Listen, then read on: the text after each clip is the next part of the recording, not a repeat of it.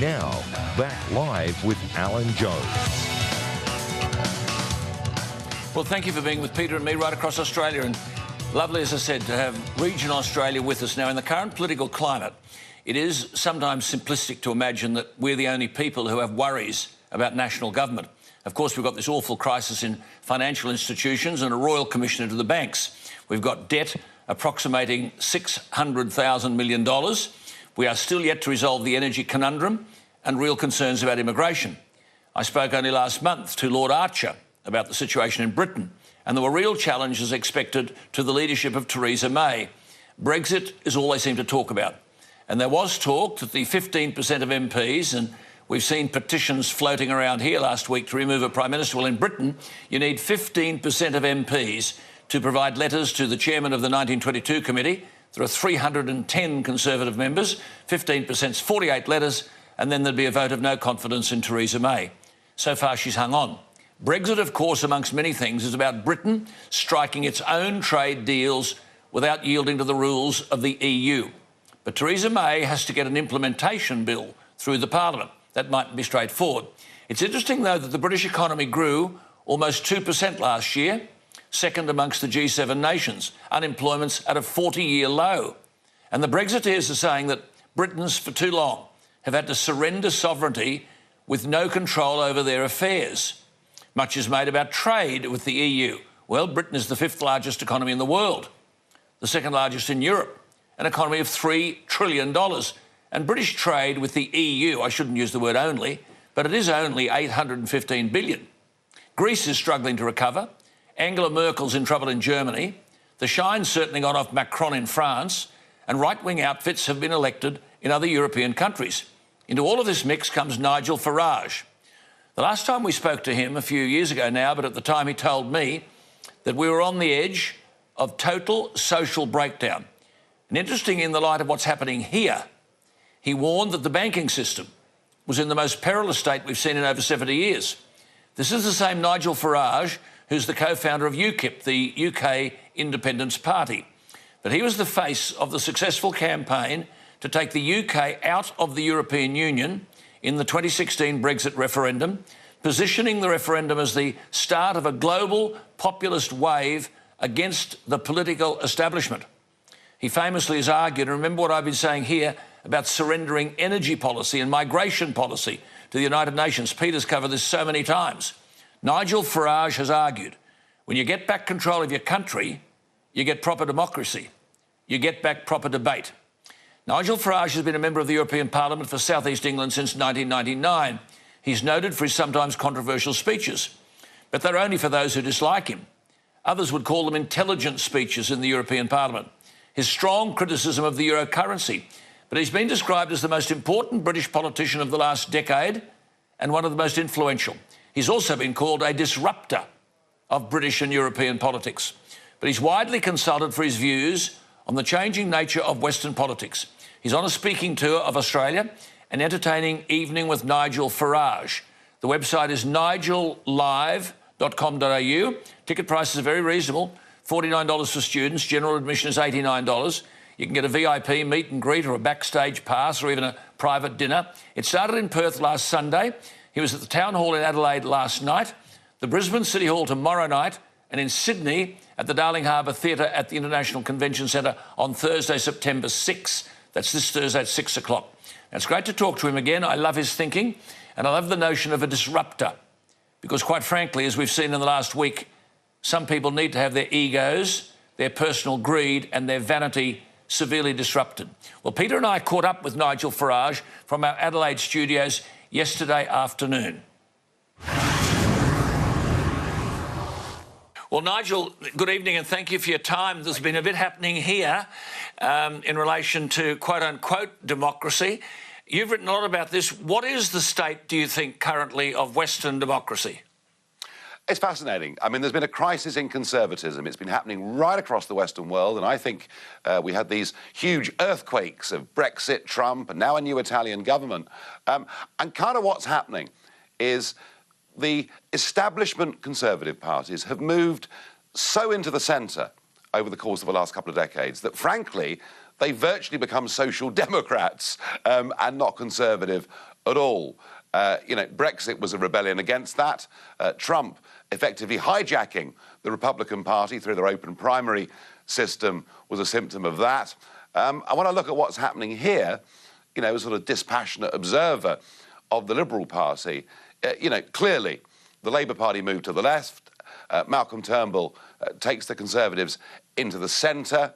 There is a massive, gaping hole on the centre-right of politics in this country, and yet so many people in career politics don't seem to understand the way that ordinary folk feel about these things. So you're quite right. They don't understand. You said recently a global revolution happened in 2016.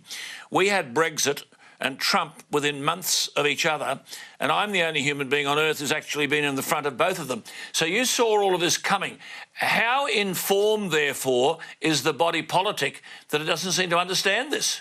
The body politic is still in denial. The body politic thinks that Brexit and Trump were short-term outbursts of anger by poorly educated, horrible little people who probably don't wash often enough. And it'll all be OK because Mr. Soros will come to the rescue and write some big cheques and it'll all be fine and we'll go back as business as usual. Listen, the global revolution started in 2016.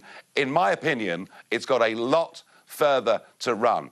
And my observation would be this, that if the Liberal Party in this country choose to stay very much in the consensus centre ground, then I think you in this country could be in for a very big shock too.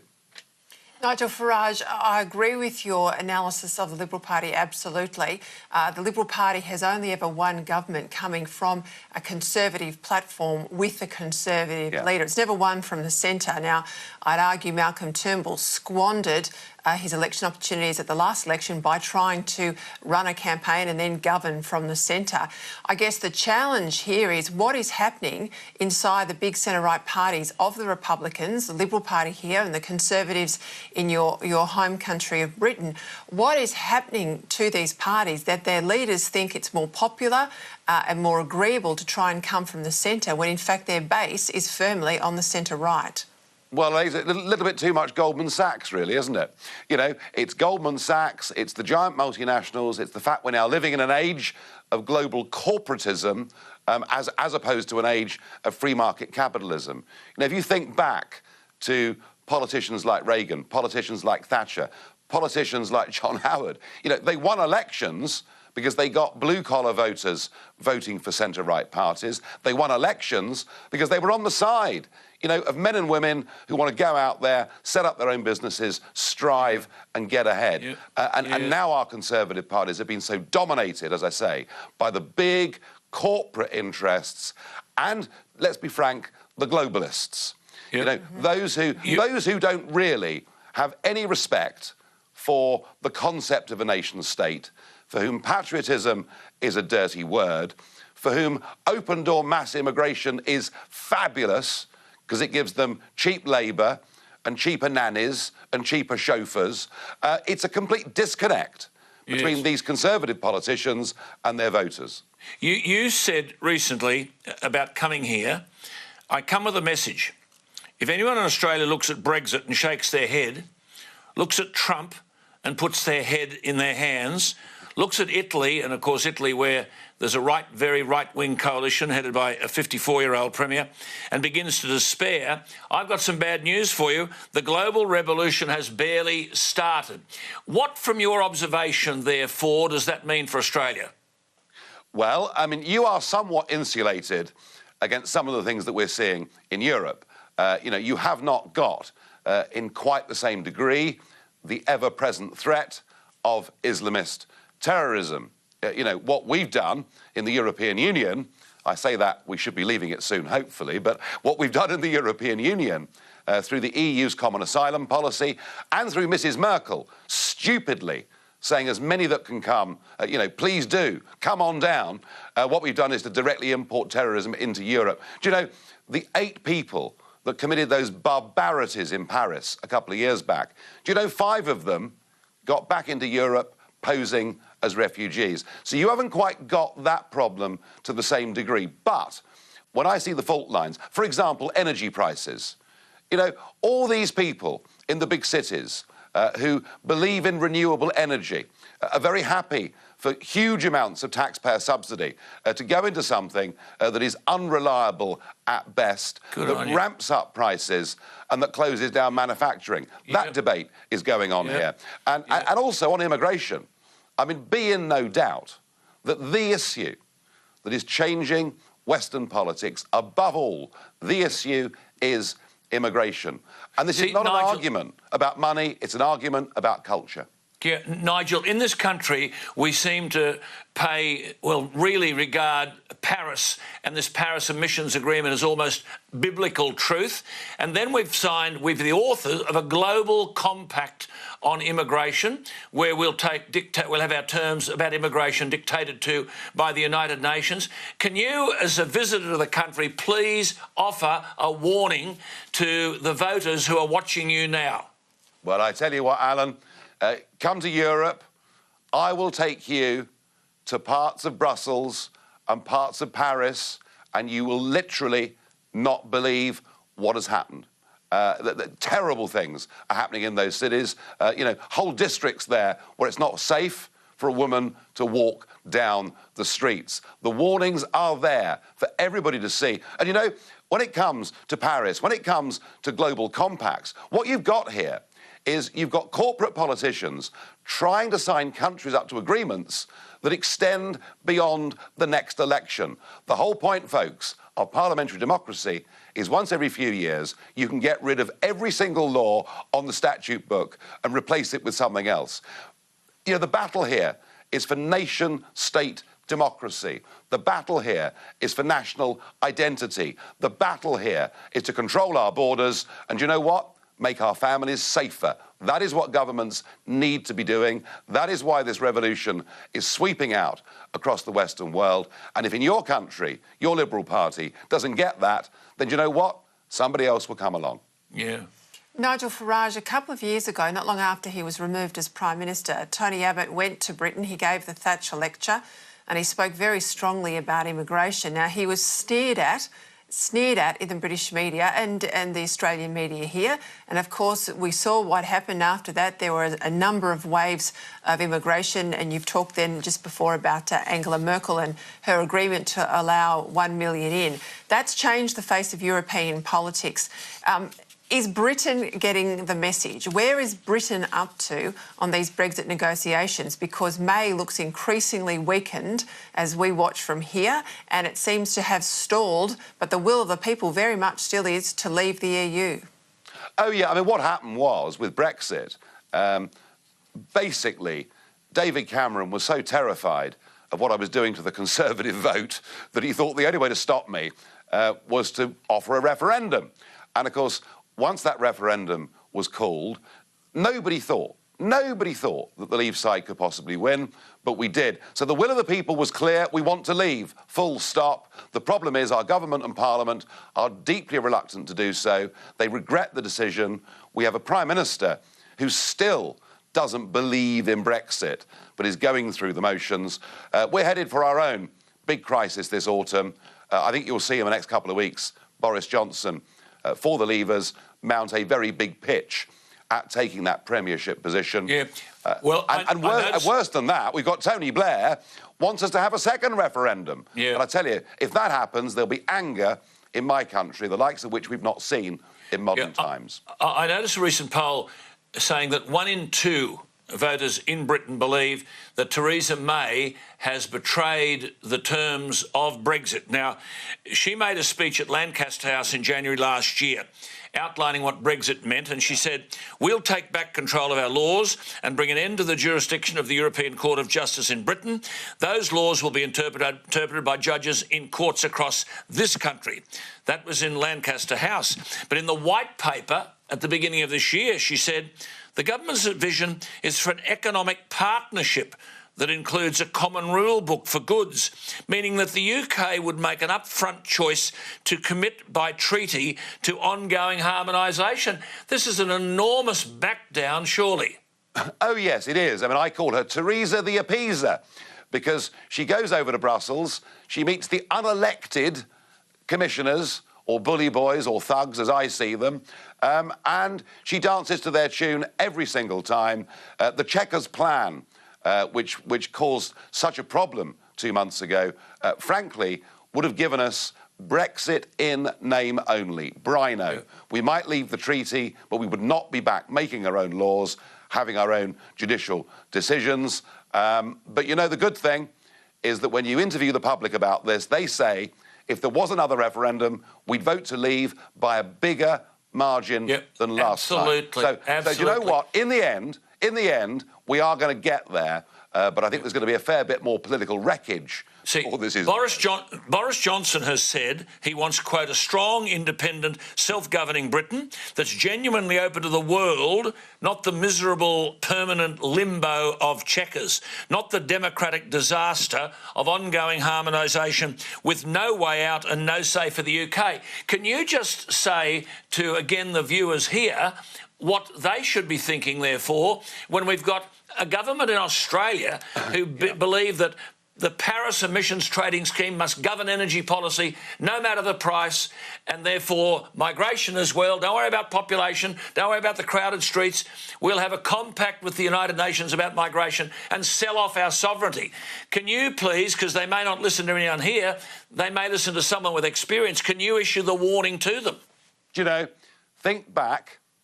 Think what our grandfathers and great-grandfathers did in 2 world wars. They paid a massive cost so that we could live as free people in open democracies. And in democracy, we the people have the power, not the politicians. We lend them authority for their period that they sit in Parliament and in office. And what you're seeing is a complete sellout of the concept of Western parliamentary democracy. That is why the revolution is happening. That is why it is gaining strength. It just seems, perhaps down here at the moment, that not many have woken up to it. Nigel, for many years, Britain obviously has been its own country. It's only had 40 years of this quasi-European rule. Now, the people have spoken, but the parliamentarians look so reluctant to move. Do you really think that Boris Johnson will take the Prime Ministership by the end of the year on this issue? Look, Boris, in many ways, came late to this party. You know, and I've been singing this song for 25 years, and for much of that time, it's been quite a lonely place. But Boris did make his decision in the referendum. You know, he backed the Leave vote, and I think he now genuinely believes in it. And listening to the arguments that he's made overnight, yeah, he is going to have a big tilt at the premiership. Frankly, I wish he'd done this back in July. He gave his resignation speech. I wish he'd gone for it then. All I do know is that this Prime Minister is, I think, the weakest and the most duplicitous that I've seen in my entire lifetime. And anything that can be done this autumn to get rid of her and to put somebody in charge of Brexit who actually believes in it, it's just got to happen. Nigel, population. No one's prepared to grapple with this. Only this week we had, or last week, we had government saying, well, there's such a problem in metropolitan Australia, we'll move all of these people into the regions. God knows where they'd go in the regions. Can you just have a word to us about population policy? OK, so since 2001, since the days when 10 former communist countries joined the European Union with free movement, since the days of Blair being very lax on migration from much of the rest of the world, our population in the UK has gone up by 6.5 million since 2001.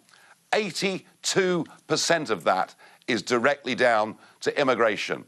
And of course, the globalists will tell me, Nigel, it's been great for our GDP.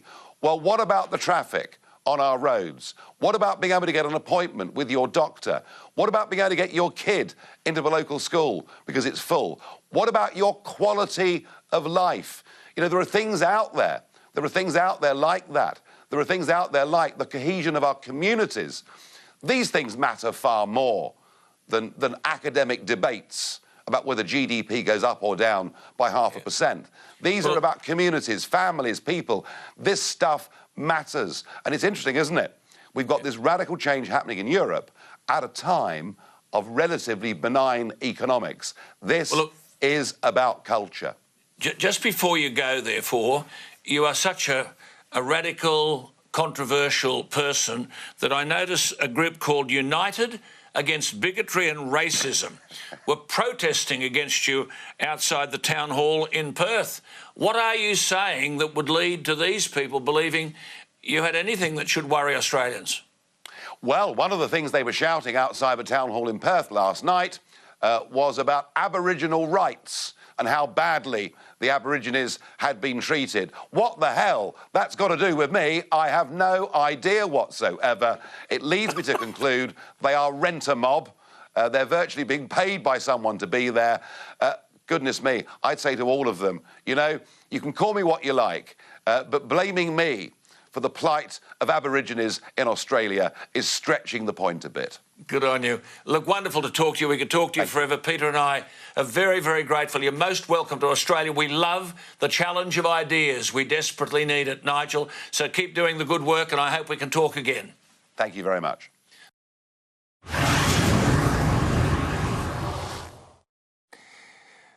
Well, Peter, isn't that refreshing? And to all of you at home, I hope you've enjoyed it. I think if we were to take one point out of that, it is the question of sovereignty. Here we are. I mean, John Howard said we'll decide who comes to Australia. Here we've got a global compact with migration where we're going to surrender migration policy to the UN. We've got this Paris Agreement. In the break, you made a very valid point that if Scott Morrison, and I'll let you say it, it was a terrific point, Scott Morrison were to go into the polls and the people voting thought a couple of things. Go on. My point was, if people just walk into the ballot box on election day and they can only remember three things, and they remember that Morrison's going to have a look at immigration and think, you know, I reckon it's too high and he's going to deal with it, that we're going to have prices that we can afford, and he's going to get us out of that Paris thing, and you know, do those things. That's it. It's all over. That's it. It's all over. Energy and migration. Look, we'll take a break and we'll wrap all of this up when we come back after the break. This is Jones & Co.